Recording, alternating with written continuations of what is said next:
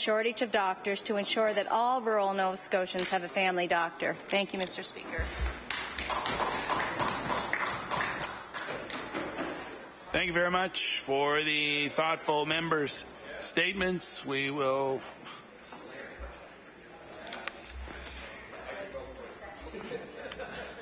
We'll just get ourselves ready for oral questions put by members to ministers here, which will start momentarily.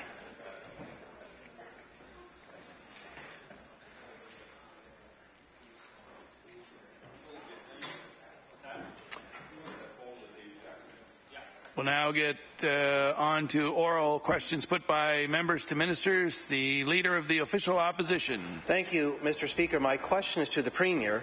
900 doctors are due to retire in the next 10 years in Nova Scotia, Mr. Speaker, and we need to replace every single one of them. Doctors Nova Scotia confirms that there is no new money in the Liberal government's budget for doctor recruitment, Mr. Speaker. Clearly, finding new doctors for Nova Scotians that need them is not a priority of this government. I would like to ask the Premier, in the face of such obvious need, why did his government decide not to invest in more doctors in this year's budget? The Honourable Premier. I want to thank the honourable member for the question. Of course, we've continued to invest in health care in this budget. Mr. Speaker, we have 31 new doctors working this year. I've already begun to work, 14 more on the way to work in this province. The honourable member would know that when someone retires, we stop paying them. That means that envelope that we were paying them is still within the wage pattern that we have in the province that we can offer to new physicians to come to the province. And we're going to continue to work with our health care providers to make sure that we deliver health care services across the province. The Honourable Leader of the Official Opposition. Well, Mr. Speaker, clearly the Premier thinks doctor recruitment is free. Mr. Speaker, maybe doctor recruitment is meant to be aspirational, just like his promise of a doctor for every Nova Scotian turns out not to be a promise, but is just an aspiration as well, Mr. Speaker. But 90,000 Nova Scotia families are without a doctor today, Mr. Speaker, and they heard their Premier promise when he was looking for their votes that every single one of them would have a family doctor, Mr. Speaker. They deserve more than an aspiration. They need him to keep his promise. Mr. Speaker, yesterday he said it's not a promise. It's an aspiration instead. So I'd like to ask the Premier, why is he backing away now from his promise that there would actually be a doctor for every Nova Scotian? The Honourable Premier. Mr. Speaker, I want to thank the honourable member for the question. In his preamble leading up to it, he forgot to tell that there are approximately 900,000 Nova Scotians of family physician. We know there's more work to do, Mr. Speaker. Of course, we're going to move towards making sure that every Nova Scotian has access to health care across this province and a family doctor. We're going to continue to do so. We're seeing great signs. The residencies programs that's put across this province, the retention rate is high in many of those communities. Those residents are working. We know that there's still more work to do, and we're going to continue to work with our health care providers and our communities to make sure that we have the right health care team in place across Nova Scotia.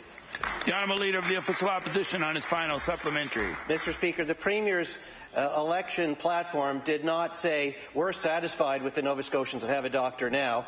Maybe they're satisfied, Mr. Speaker, but as long as 90,000 families go without, we're not satisfied, Mr. Speaker. We want him to keep his promise, which I will quote directly, was to ensure the doctor for every Nova Scotian, Mr. Speaker. They even put money in their platform. The Liberals did $3 million to help recruit those doctors, but there is nothing in the Liberal budget for doctor recruitment, Mr. Speaker.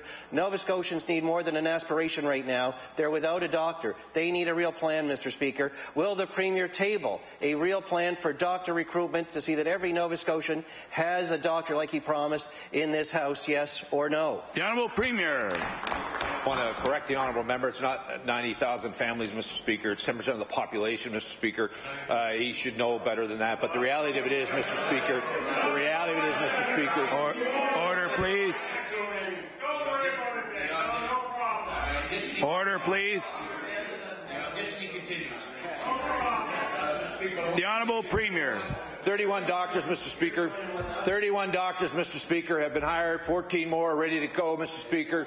80% of the residents of Yarmouth are staying, Mr. Speaker. We're seeing residents across our province, Mr. Speaker, who are staying in our communities, Mr. Speaker. It's a long-term plan that has the ability, Mr. Speaker, to keep health care providers in our communities, and we're going to continue to work with communities across this province, Mr. Speaker. Not only do we solve this problem in the short term, Mr. Speaker, but we're going to solve a problem that was ignored by both of those governments when they were in power.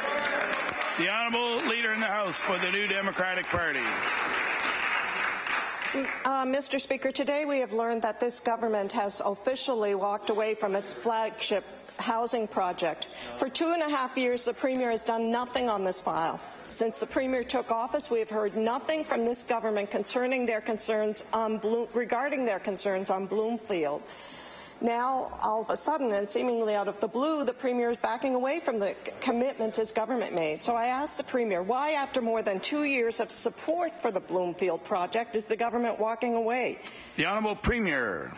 Thank you, Mr. Speaker. I want to thank the honourable member for the question. She would know that was her government made that commitment to that project, Mr. Speaker. They spent twice as much, Mr. Speaker, for that piece of land than any private sector person was able to pay for that. As we began to look at the economics and the development using the $14 million number that was associated with, that was committed to by the former NDP government, it became very obvious, Mr. Speaker, that affordable housing would be very difficult to be in that building if we're going to make that work. So what we said to the community is working with HRM and private sector developers that will move forward. We'll be part of that solution, Mr. Speaker. Bloomfield will move ahead. It will not just be owned by the government of Nova Scotia. The Honourable Leader in the House for the New Democratic Party. Mr. Speaker, for years the Minister of Community Services has been touting the importance of the Bloomfield project. So let's recap that. October 2014, the Minister says, in this chamber, the Bloomfield is a demonstration of the housing strategy in action, and posts it on her personal website that construction will begin in 2015. March 2015, a briefing note from the Minister that says Phase 1 of construction will be completed in spring of 2017. October 2015, a briefing note for the Minister says Cabinet approval is coming fall of 2016.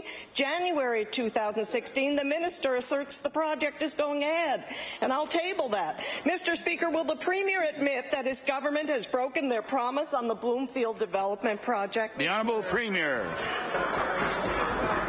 Mr. Speaker, I want to thank the honourable member for the question. The answer is no. Mr. Speaker, that project is moving forward, Mr. Speaker, in the appropriate way. We have a very competitive private sector in HRM, Mr. Speaker. They'll compete to develop that project along with the community, Mr. Speaker. We're going to invest in rent subs. We're going to work to make sure there's affordable housing across the province, Mr. Speaker. And we're going to continue to do, Mr. Speaker, what we believe is in the best interest of taxpayers across this province, at the same time delivering much-needed services for those in need. The Honourable Leader in the House for the New Democratic Party on her final supplementary.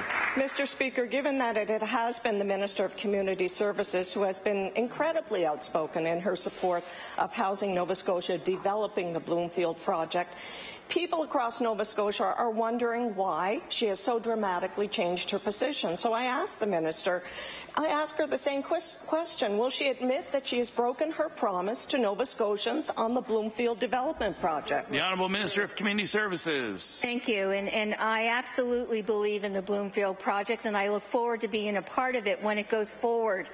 When you look at the... Clearly, the housing assessment that was released 3 months ago said that people within HRM, in fact, 25% of people who are having problems with affordability in housing made under $29,000 a year. Bloomfield was not going to help them. I'm getting back to basics. We are housing people. We're moving people off the housing list. And if that party, Mr. Speaker, believes that Bloomfield was the panacea for homelessness in HRM, no wonder the wait list blew up under that government. The Honourable Leader of the Official Opposition.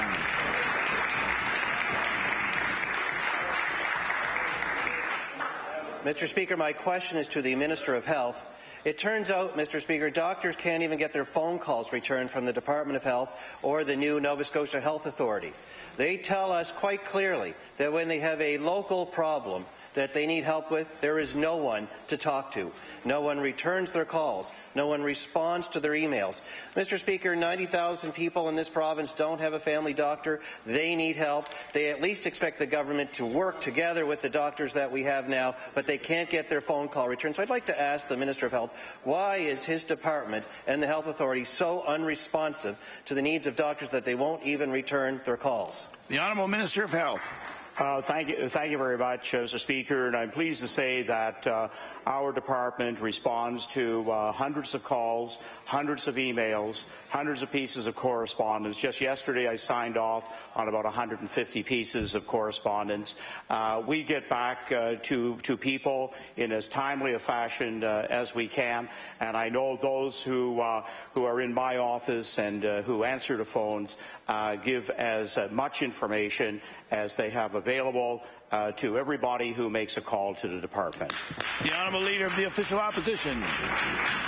Well, Mr. Speaker, I hope when the minister is signing off on those emails and calls that he includes a plan to recruit new doctors to this province, because 90,000 people are trying to tell the Minister of Health that they don't have a family doctor, and they want him and his government to keep their promise to find one for them, Mr. Speaker. But it is the doctors themselves that are telling us that they can't get answers to the everyday issues that they have in their own local areas. It's the doctors themselves that are telling us that when they call in to the Health Authority or the Department of Health that their calls are not returned, that their emails are not responded to, Mr. Speaker. They're frustrated at the bureaucracy. That's why, Mr. Speaker, when they have a choice, they're not always choosing Nova Scotia. It doesn't cost anything just to treat the doctors with respect, Mr. Speaker. So I'd like to ask the Minister, how can Nova Scotians take him seriously when he says he wants to keep doctors when they can't even get their phone calls returned? The Honourable Minister of Health. Thank you, Mr. Speaker. First of all, he should put the accurate facts in front of Nova Scotians. 5.7% of Nova Scotians, around 54,000, are without a family doctor, and we are working each and every day. As Dr. Lynn Harrigan has pointed out. This is in fact, we're having a very, very successful year. The opposition wants to constantly be negative, not recognize that 41 new doctors have been recruited this year, more throughout the remainder of this year, and we'll get those doctors into communities, into places where they are needed most. The Honourable House Leader for the New Democratic Party.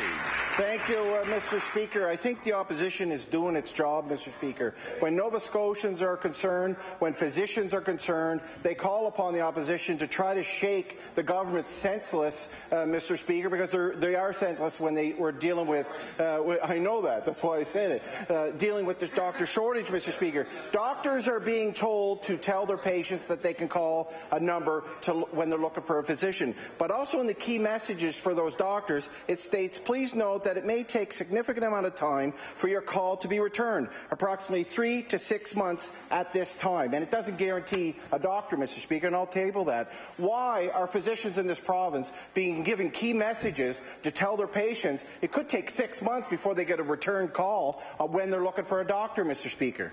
The Honourable Minister of Health. Thank you very much, Mr. Speaker. And over the last week or so in particular, we've had a number of conversations about streamlining the processes with the Nova Scotia Health Authority so that timely information is provided.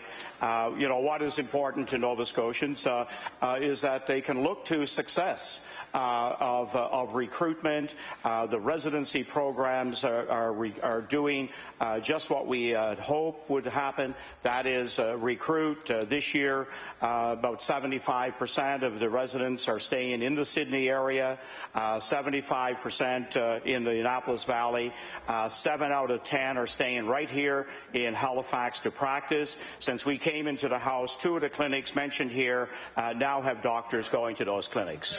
The Honourable House Leader for the NDP Party. Mr. Speaker, but the situation of the doctor shortage is going to continue on if the government doesn't change direction and doesn't ask the Nova Scotia Health Authority to change the policy on restricting licenses in the Central Region. So I'd like to ask the Premier, since the Minister of Health won't instruct the new Health Authority to change that policy, will at least the Premier stand up like he did with the Seniors Pharmacare program and instruct the Minister to do the right thing and change the policy so that physicians can get licenses in the Central Region to hopefully not see the shortage we're seeing over the last number of months? The Honourable Premier. Thank you, Mr. Speaker. I want to thank the honourable member for the question. I want to congratulate the Minister of Health for the tremendous work he's been doing, Mr. Speaker, on a very complicated file. Not only this one, as you know, as the member would know, the Department of Health, and being the Minister of the Department of Health, is one of the most complicated files, Mr. Speaker, in government. He's done a tremendous job being able to bring our partners together. Mr. Speaker, we're going to continue to make sure that we have physicians across this province. I'm looking forward to continuing to work with the District Health Authority and physicians and healthcare providers across this province to make sure we have the appropriate number in the appropriate place. The Honourable House Leader for the Official Opposition. Thank you very much, Mr. Speaker. In March 2015, a government procurement specialist said retaining an outside negotiator through an alternative procurement process was not recommended, and I'll table that. A FOIPOP obtained by our office showed that the Department of Health was seeking to engage a particular lawyer at McGuinness Cooper. I'll table that. The government's, might as well stay there for a few minutes. The government's sustainable procurement policy says that the alternative procurement policy should not be used to avoid competition and should only be used in exceptional circumstances.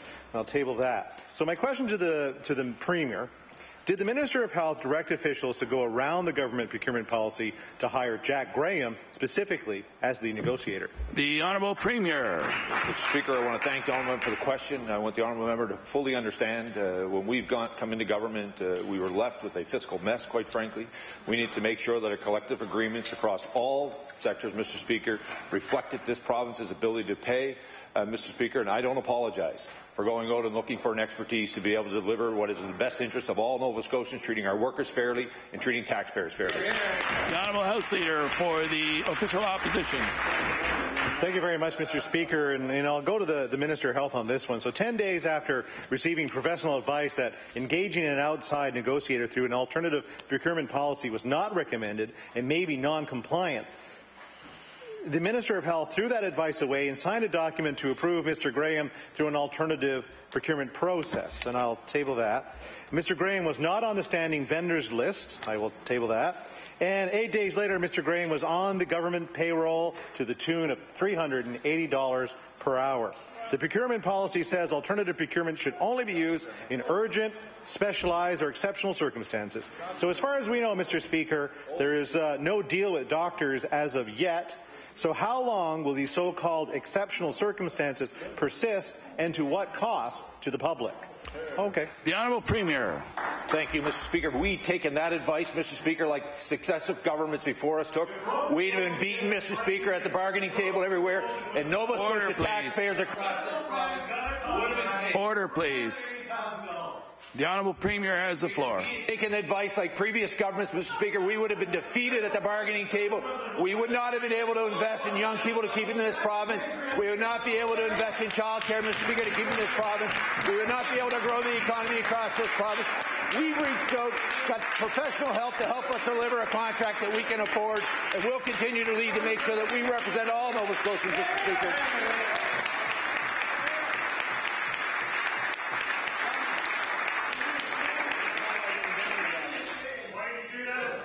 The Honourable Member for Colchester, Musqueam Valley.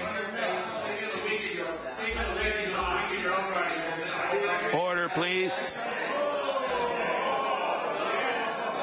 Order, please.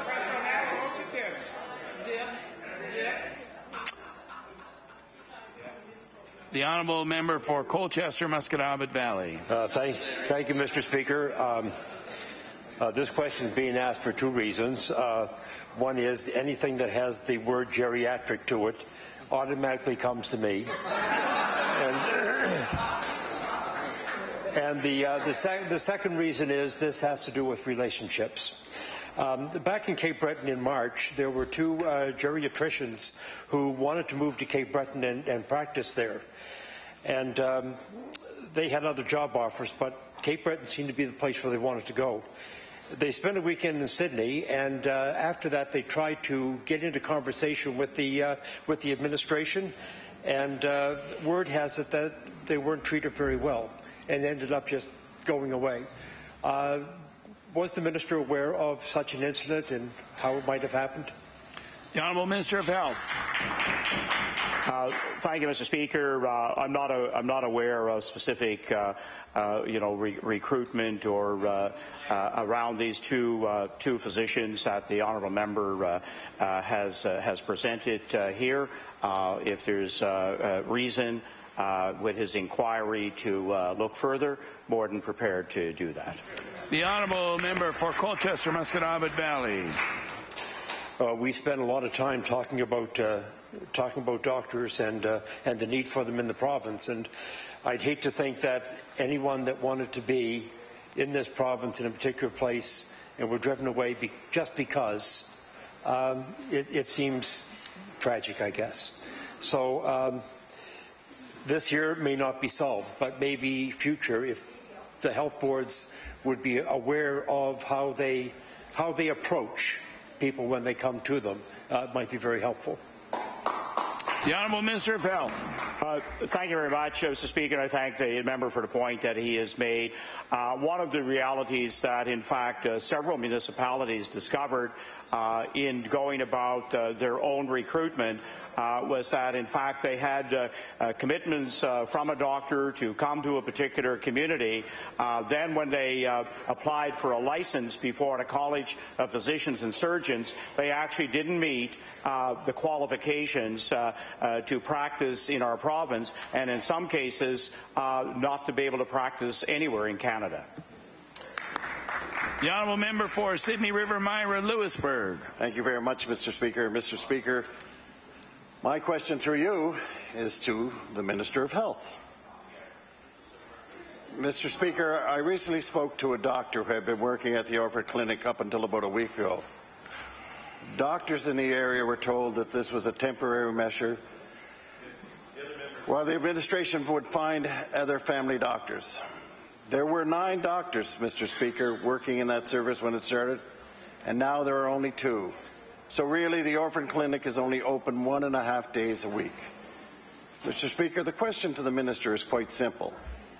If the Orphan Clinic is a temporary solution, what is the permanent solution to the lack of family doctors in Cape Breton, and when will that solution be implemented? The Honourable Minister of Health. Thank you very much, Mr. Speaker. And the plan is to continue and build on the recruitment of the 10 doctors that will be going to Cape Breton this summer. Further recruitment will take place. We know that the development of the collaborative practices, where we will then bring in the nurse practitioner or family practice nurse, we know that's going to extend the ability to look after a number of more patients. That's the one great strength of the collaborative practice, is that when somebody needs to see a nurse, they're in front of a nurse, but when they need to see their physician, they will be in front of a physician, and that team relationship continues to build through that practice. The honourable member for Sydney River Myra Lewisburg. Well, thank you very much, Mr. Speaker, but I don't know if the minister realizes the strength that he keeps on talking about this collaborative practice is also the weakness of it, because it's not in place. It is not there for the people who today need a doctor. It is not serving the people that are there. He talks proudly about the 10 doctors that are coming, but we just supplied and told him that there are 15 more doctors that are ready to leave. Not even in his count yet, but ready to leave, leaving people without a doctor. In the Orphan Clinic, the doctors are paid on a fee for service. When will the minister look at making sure that the doctors are being paid properly, and instead of a fee for service, the better solution is to have a session fee where they get paid by the hour so they can take the time with the patients, remembering that these patients haven't seen a doctor in a number of years and have many different ailments. Will the minister make the Orphan Clinic a seasonal, an hourly fee rather than for the fees for service? The Honourable Minister of Health. Thank you, Mr. Speaker, and to use the member opposite's own words, we certainly hope that it is a temporary clinic, and I would tell the member opposite stay tuned, as there will be further announcement shortly.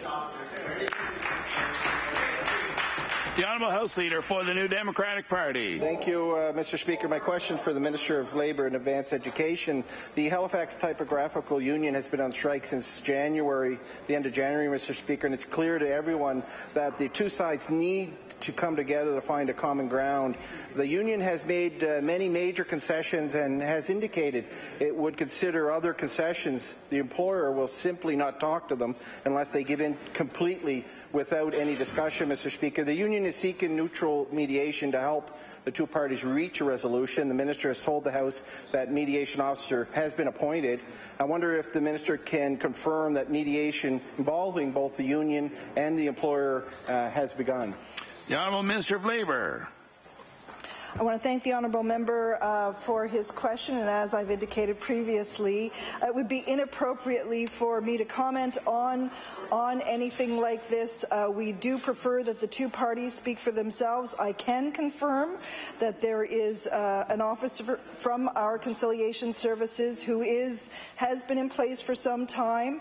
The officer and the whole the conciliation services division stand ready to assist. I've also asked that the Chief Industrial Relations Officer contact the parties in order to reiterate this and to determine if they may be of assistance. I would ask the honourable member to join with me to strongly encourage both sides in this dispute to get together and come up with an agreement. Thank you. The Honourable House Leader for the New Democratic Party. Thank you, Mr. Speaker. The union has been quite clear that it's ready to use the mediation service to resolve the issue, but the employer is unwilling. Last week, the Premier expressed hope that both sides would come together to resolve this issue, and yet he said he would continue to use the Halifax Herald as a communication tool. We know today, Mr. Speaker, Local Express has expanded their service online, and the New Brunswick Tourism will be one of their ad suppliers or use them as an ad avenue, Mr. Speaker. So I'm wondering if the Premier would commit to the same support for Local Express and use Local Express as an advertising tool to get the Premier's message out to Nova Scotians. The Honourable Premier. Thank you, Mr. Speaker. I want to thank the honourable member for the question.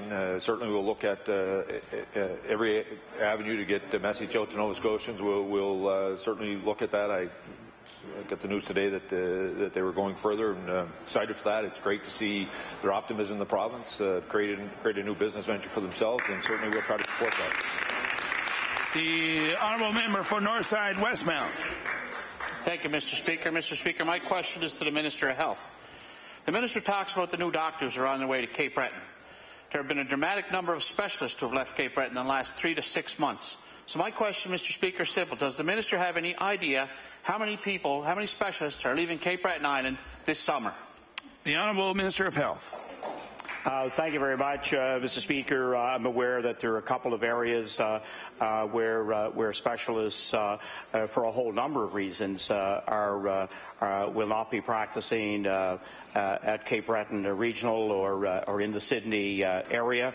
I don't have the exact number in front of me, but I do know that there are some that are leaving, and certainly recruitment continues. I think you heard from Dr. Lynn Harrigan today that there's nothing, dramatically different from 1 month to another since the health authorities started. They've done recruitment every single month, and with success every single month since they have made the dedicated provincial effort. The honourable member for Northside Westmount. Thank you, Mr. Speaker. Mr. Speaker, I can tell the ministers there's no less than 8 specialists leaving Cape Breton Island this year. 2 of them are OBGYNs who had a debacle with their insurance claims last year and can't seem to come to grip with that. 1 is a radiologist, 1 is a cardiologist, 1 is an infection control specialist, Mr. Speaker. People who we in Cape Breton Island can't do without. Mr. Speaker, my question, Cape Breton has lost numerous specialists over the years, yet there seems to be no sense of urgency when specialists and subspecialists leave. That means longer wait times for the patients at Cape Breton to see specialists who choose to stay. What's the Minister's explanation as to why so many specialists are leaving Cape Breton Island? The Honourable Minister of Health. Thank you, Mr. Speaker. I thank the member for the question. If we take a look at regional hospitals across the province, we have doctors that will spend part of their career in one hospital, in one province, go back and do sometimes a second fellowship. This really is not dramatically different than what we have seen at our regional hospitals over a period of time. And if there is something significant that is taking place when I go to Cape Breton, I'm sure they'll bring that situation to my attention. The Honourable Member for Pictou Centre. No good bringing it to your attention if you don't pay attention. Thank you, Mr. Speaker. Mr. Speaker, I'm going to give my friend, the Minister of Health, a rest here. My question is for the Minister of DNR. On April the 14th, the government issued an RFP for 4 new helicopters for the Department of Natural Resources to replace the current aging fleet. The tender closed on May 17th. The tender notes that the new helicopters will be single-engine intermediate helicopters and that the current fleet will be traded for a helicopter built in 2002 and one built in 2004. It's important that the size of these new helicopters are able to accommodate the unique needs of the DNR. Question to the Minister. Can the Minister assure this House that there will be no loss of function from the existing fleet and that this deal will be the best one for Nova Scotia taxpayers? The Honourable Minister of Natural Resources. Thank you, Mr. Speaker, and thank the member opposite for the excellent question. I'd like to say that, particularly in view of the fire in Alberta, that the utility of helicopters, there's 39 of them in the air out there now, is proven as to why we must maintain a modest fleet in Nova Scotia. We currently have 5. We're reducing it to 4. We have 3 different models currently, which means additional costs for pilot training to keep our Transport Canada standards up, and helicopter parts are expensive, and now we're inventorying 3 separate ones. So moving to one common unit, which has been thoroughly researched and is perfect for what we need in Nova Scotia, is the way to go that makes that expenditure efficient for the taxpayers of Nova Scotia. The Honourable Member for Pictou Centre. Mr. Speaker, we have heard that the Minister of Health that the new Life Flight helicopter will be leased, not bought outright by the province. There are companies that exist that offer similar services to departments of natural resources elsewhere in Canada. My question to the Minister, has the department ever examined the cost of leasing helicopters or spoken to any local companies about the possibility of a service agreement with a private operator for natural resources helicopter use? The Honourable Minister of Natural Resources. Thank you, Mr. Speaker. And yes, we have done that. As a matter of fact, we actually have Vision Air, a local contractor, on a standby agreement in case we do need additional assistance. As an example, the Bell 212, which is the oldest unit in the fleet, has recently been sold to Saskatchewan, and is actually, we're enjoying quite a significant capital gain on that, because even though it's old, the price has gone up, and we have recaptured quite a bit of money on that particular sale. We've looked at all the angles, and in terms of the control situation, the purchase is the best way to go. The Honourable Member for Northside Westmount. Thank you, Mr. Speaker. Mr. Speaker, we've heard a lot about doctors and shortages in this House in the last 2 weeks. And not having a family doctor is one thing, but now we're also hearing about specialists. In particular, Mr. Speaker, a physiatrist that is retiring in the Cape Breton Rehab Centre at Harbourview Hospital. And without a physiatrist, Mr. Speaker, it's going to be difficult to run a rehab centre. What can the Minister tell us about the plan to replace that doctor and maintain the valuable rehab service at Harbourview Hospital? The Honourable Minister of Health. Thank you very much, Mr. Speaker. And this is one of those areas that has been identified, and recruitment for specialists as well as family doctors. We also identify nationally what our needs are. Unfortunately, through the Canadian the recruitment, the CARMS program, we get about 5 or 6 specialists a year, only about 5 then or 6, depending on how the 11 positions are divided up. We identify our needs through through that process as well. And what I can tell the member is that recruitment will go on. The honourable member for Northside Westmount. Thank you, Mr. Speaker. Mr. Speaker, Cape Bretoners rely on Harbourview Hospital to complete their rehab and be close to their loved ones when they're doing so. This allows them to return to normal function and also return home. Mr. Speaker, without a physiatrist, we can almost guarantee there'll be no rehab. Can the minister assure the people of Cape Breton, the patients, the staff, and all those involved with the rehab at Harbourview Hospital that they will recruit a physiatrist and keep this valuable position in place for the people of Cape Breton? Yep. The Honourable Minister of Health. Thank you very much, Mr. Speaker. Rehab is obviously one of our very, very important functions in our healthcare system, and once again, it's an area where we have again a team of specialists across the province that have a connected service, and I would see that recruitment for this position and the rehab services will remain in place. The honourable member for Truro, Bible Hill, Millbrook, Salmon River. Thank you, Mr. Speaker. Mr. Speaker, unfortunately, no community in this province is untouched by racism. This year, a series of racially charged incidents occurred at a South Shore school involving the Confederate flag and a noose hung on a young black female teacher's door. In response, the Minister of Education called this an unfortunate situation and a teachable moment. And I've been hearing from a number of teachers who are upset and concerned about this issue. One of my constituents, Nolan Borden, is a black teacher of 35 years, and he asks, why are racist acts like these being put in the same classification as bullying, which limits what school boards can do? These are hate crimes, he says, and should be treated as such. So my question for the minister is simply this: what action is her department taking to address this issue, and also the systemic racism in the education system? The Honourable Minister of Education.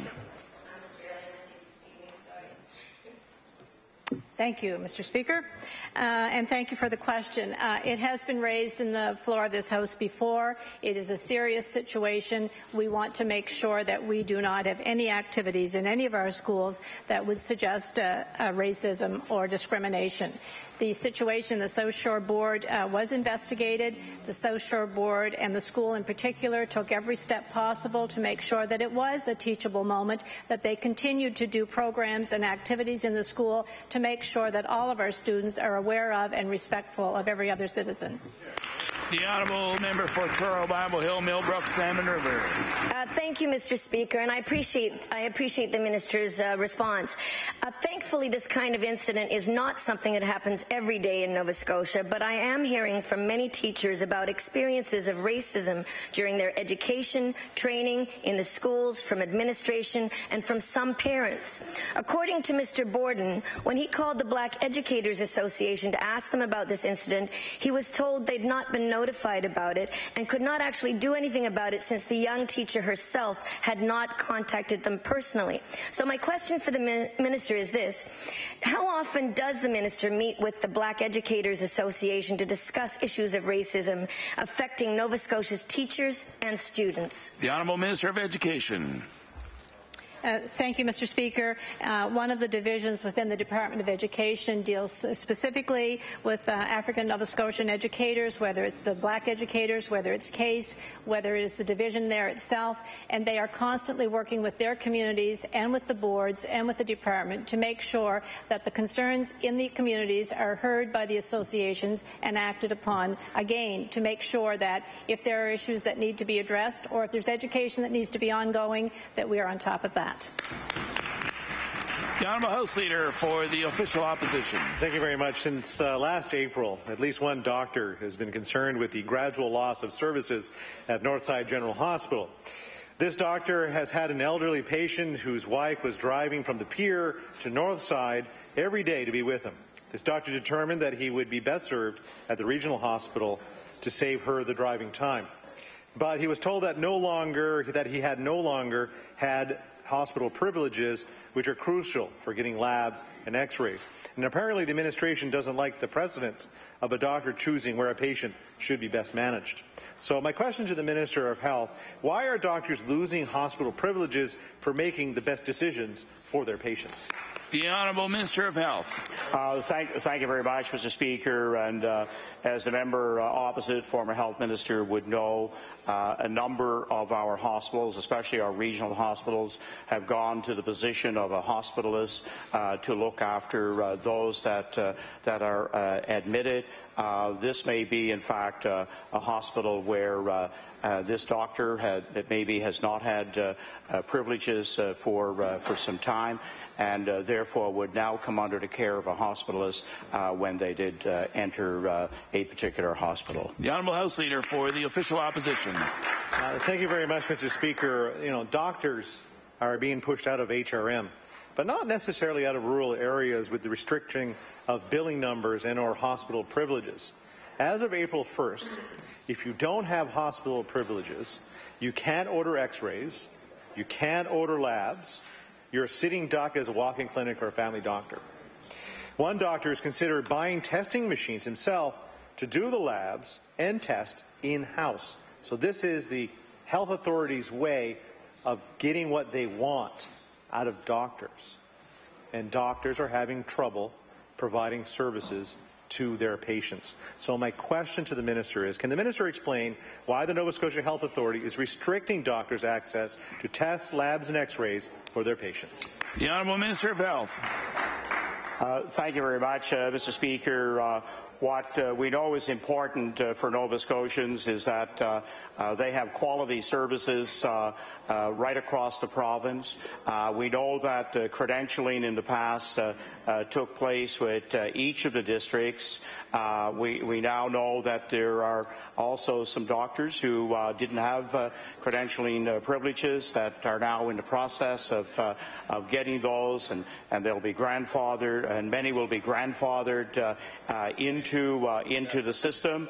I would look into individual situations that are presented to me. But what I can assure the member opposite, credentialing is about quality and quality service. The Honourable Member for Kings North. Mr. Speaker, my question is for the Minister of Health. Mr. Speaker, it's my understanding that the Physician Resource Plan is being followed very closely, but that there are flaws with it. When there was local leadership at various districts, they had authority and budgets to make decisions. We've heard that zone managers have no budget, no authority. Doctors have told us they are seeing that the suffering they're seeing now is extraordinary and unnecessary, and we've learned today in this House that there's communications issues too. My question for the Minister is this: will the Minister reinstate some local directors to solve the issues at local levels and give doctors the tools they need to deliver medical care efficiently? The Honourable Minister of Health. Thank you very much, Mr. Speaker. At the zone level, there's a chief of medicine. I don't know all four of them by name, but in terms of the member who just asked the question, if he has concerns, he would get in touch with Dr. Alana Casella to determine. I know some of the recruitment that she has done, some of the medical issues that she has addressed, and she would be more than willing to have the members' perspective and concerns that she would be willing to address. The Honourable Member for Kings North. We thank the Speaker for the answer to that question. One of the most important Mr. Speaker, one of the most important pieces of the healthcare system in this province is that it responds to local needs and the uniqueness of this province. We have many areas with high density of elderly patients, while other areas have larger population pediatric needs. Furthermore, there is a high level of chronic disease across the province. My question for the Minister is this: how can the Minister ensure that the healthcare system is responsive to local communities if the healthcare workers themselves are feeling ignored? The Honourable Minister of Health. Thank you very much, Mr. Speaker. The statement really is quite far from the reality. One of the most required surgeries are hip and knee replacements in the valley area. We have 5 communities with a population already 25% over the age of 65. This year, I'm pleased to say the team of 5 orthopedic surgeons at Valley Regional have responded with the investment that we have made and have reduced the wait time for knee replacement and have added considerable number of additional hip surgeries this year. The honourable member for Truro, Bible Hill, Millbrook, Salmon River. Thank you, Mr. Speaker. My question this time is for the Minister of Labour and Advanced Education. The Watershed Association Development Enterprises, better known as WADE, has been reeling from the government's recent decision to award a funding agreement to an agency located outside the Preston area, putting the future of WADE and the work it does in jeopardy. I understand that WADE recently met with a government representative on this issue, so can the Minister please give us an update on this situation? The Honourable Minister of Labour. I want to thank the honourable member for the question. I want to be very clear with her that the allegations of racism are completely unfounded, number one, and that this has been an open and competitive process that has been about making sure that the absolute best services are available to the people of Preston. And I want to be very clear that there will, in fact, be a location in Preston, Mr. Speaker, and staffing is, the process is underway as we speak. The honourable member for Truro, Bible Hill, Millbrook, Salmon River. Thank you, Mr. Speaker. Yes, I wasn't talking about that. I was actually just asking for an update on the situation. WADE is concerned that by focusing on a province-wide transformation of the overall careers model, the government has ignored the uniqueness of the area served by this long-standing organization, and the group wants a funding agreement awarded directly to WADE to allow it to continue its work within these communities where they've been helping African Nova Scotians find employment for more than 30 years. As a matter of fact, the employment division in my own riding is closing as well, June 30th. So I asked the Minister, will she provide a funding agreement to WADE based on their unique situation? The Honourable Minister of Labour. I want to thank the honourable member for the question and let her know that the YMCA was a successful agreement holder in that particular area, and I want to assure her that the services that will be provided to the residents of the Prestons will be of very high quality, and I would expect nothing less for the people of Preston. Thank you. The honourable member for Pictou East. Thank you, Mr. Speaker. My question is for the Minister of Health. There are thousands of people in Pictou County looking for a doctor. We had a doctor pass away. We have doctors aging, nearing the retirement age that can't take new patients. And against that backdrop, we have severely diminished mental health services in Pictou County as well. So I'd like to ask the Minister if he can provide some guidance to the members of this House and the people of Pictou County as to what they can expect in terms of improved mental health services over the next couple months. The Honourable Minister of Health. Thank you very much, Mr. Speaker. And I'm pleased to say that from a number now of different sources, the people of Pictou are telling us that they certainly realize that they had a what was classified as a short-term psychiatric ward, but in no way met the standards of care required in a short-term psychiatric ward. It was a ward, in fact, that was run by and determined who would enter by GPs. People who entered that ward, in fact, that would go to ENT services, walked right through the psychiatric ward to get to their destination. There were many, many deficiencies about it, and so what I can tell the member today is that those who need mental health care in Pictou County have a better and a professional team to provide those services. The honourable member for Pictou East. Well, Minister, you can tell me that. You can tell me that as many times as you want. It doesn't make it true. The people of Pictou County do not have improved mental health services. I would ask you to check your sources. It's not the case. We need improved mental health services in the county. Now, I had a gentleman in my office. He was off on employment insurance, 15 weeks sick time. I asked him, why were you off for sick time? He said, depression and anxiety. 15 weeks is up, still can't see a psychiatrist for months. Now he's got no more income. I wonder what you think his depression and anxiety level is right now. He hasn't been able to receive any help. You would stand in this House and have us believe that things are better. They are not better. I would challenge the minister to come with me to the Pictou County Mental Health Family Support monthly meeting, and you tell those people it's better, because they know it's not. Will you come up and tell them? I'd like to remind the honourable member not to refer to other members directly. Keep your comments directed through the chair. The honourable Minister of Health.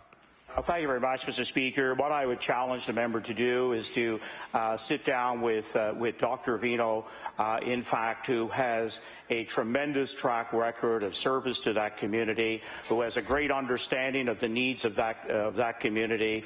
And I think if he were to take the time to explore with her what is in place now, what is planned for Pictou, I think they will both reach an agreement that the citizens of Pictou are in a much better place today. The honourable member for Queen Shelburne. Mr. Speaker, my question is for the Minister of Environment. The NDP caucus supports the push for the development of tidal energy from the Bay of Fundy. However, we also recognize that shellfish industry has been the economic engine in rural Nova Scotia for decades, and we want to be sure the industry is not unduly affected.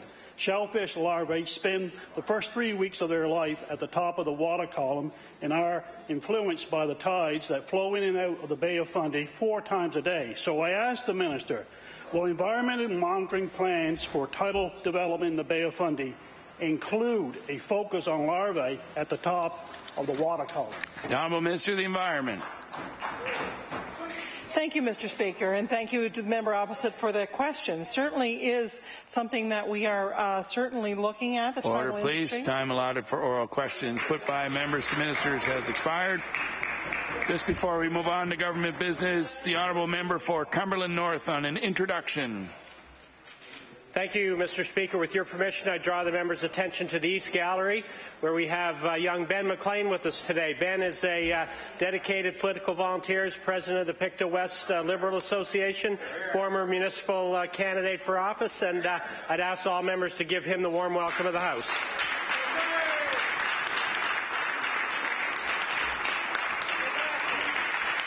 We'll now move on to government business. The Honourable Government House Leader.